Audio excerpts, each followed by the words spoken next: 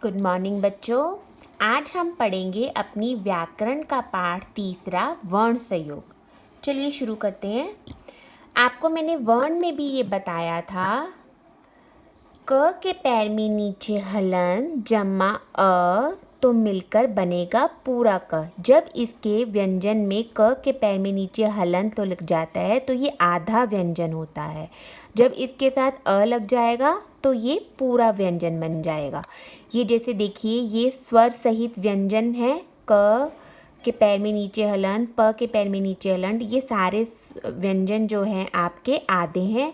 स्वर सहित व्यंजन जब इनके साथ अ लग जाता है तो ये पूरे क प ट ये जो है आपके पूरे व्यंजन बन जाते हैं। फिर उसके बाद मात्रा किसे कहते हैं? हर स्वर की अपनी एक मात्रा होती है। स्वरों के कुछ चिन्ह होते हैं। इन चिन्हों को जब व्यंजनों के साथ लिखा जाता है तो इसे हम मात्रा कहते हैं। हर स्वर की अपनी एक मात्रा होती है। ये देखिए, जैसे आ की मात्रा ये, ची ई की मात्रा ये, बड़ी ई की ये, इन सब स्वरों का अपना एक चिन्ह होता है। इन्हीं चिन्हों को हम मात्रा कहते हैं। जैसे इसमें ये देखिए, कार, क आपका व्यंजन है, उसके बाद आ का नीचे आ में इसका चिन्ह लगा हुआ है, स्वर नहीं लिखा गया, स्वर का चिन्ह लगा हुआ है आ। और आ की मात्रा कैसी होती है? ये जमा र तो मिलकर बन गया कार। जब व्यंजनों के साथ स्वर का चिन्ह लग जाता है तो वो हमारा मात्रा कहलाता है। इसे हम मात्रा कहते हैं। उसके बाद ये देखिए, र में छोटा ऊ और बड़े ऊ की मात्रा का प्रयोग किस तरह किया गया है। जब र के साथ छोटे ऊ को लिखा जाता है तो र में ऐसे लिखेंगे छोटा ऊ। इसका कुछ एग्जाम्पल है रुक और गुरु। और र में जब बड़े ऊ को लिखा जाता है तो उसमें र को ऐसे लिखेंगे। इसका जैसे एग्जाम्पल है आपका रूप और अमरूद।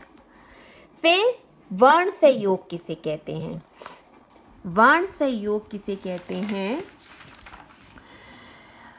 प्रत्येक में एक वर्ण आधा और एक वर्ण पूरा लिखा जाता है। जब इन दोनों को जोड़कर लिखा जाता है इसे वर्ण संयोग कहते हैं।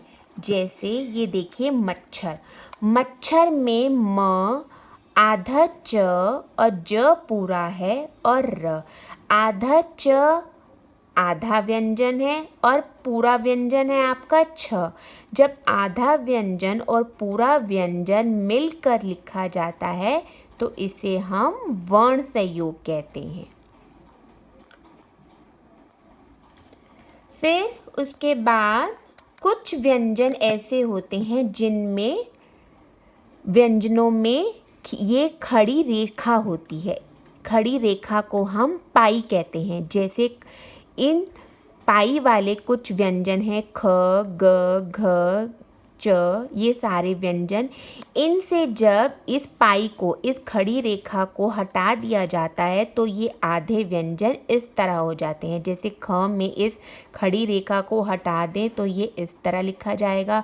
ग में जब इस खड़ी रेखा को हटा दें तो ये इस तरह लिखा जाएगा। कुछ व्यंजन जो हैं ये पाई वाले होते हैं, इनको हटा दो तो इस तरह लिखे जाते हैं।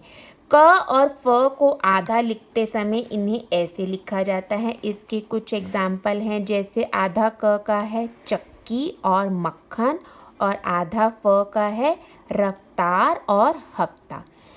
ट ठ ड ड द छ ह इत्यादि बिना पाई वाले ये व्यंजन जो है बिना रेखा वाले व्यंजन हैं। इन्हें जब आधा करके लिखा जाता है तो ये इस तरह होते हैं। ट के पैर में नीचे हलंत, ये है आधा व्यंजन। इसके कुछ एग्जाम्पल जैसे लट्टू, ठ के पैर में नीचे हलंत तो इसका, तो ड के पैर में नीचे हलंत तो इसका लड्डू है। ये भी आधे व्यंजन, बल्कि इनके कुछ एग्जाम्पल ये हैं। फिर र कुछ इस तरह भी इस इस्तेमाल किया जाता है, जैसे र के पैर में नीचे हलंत जमा प, तो प के ऊपर र लगाया जाता है। इस ऊपर लगने वाले र को रैफ कहते हैं। इसका जैसे एक एग्जाम्पल है सर्प। कुछ व्यंजन ऐसे हैं जिनके में र जो है इस तरह लगता है, प के पैर में नीचे हलन जमा र, तो प के पैर में नीचे ऐसे र लगता है। कुछ व्यंजन ऐसे हैं जिनके नीचे र इस तरह से लगता है, जैसे ट के पैर में नीचे हलंत और र जो है ऐसे नीचे लगेगा। इसका एक एग्जाम्पल है जैसे ट्रेन। तो बच्चों, ये था आपका वर्ण सहयोग का पाठ। आप इस में सभी मात्राओं को याद करें।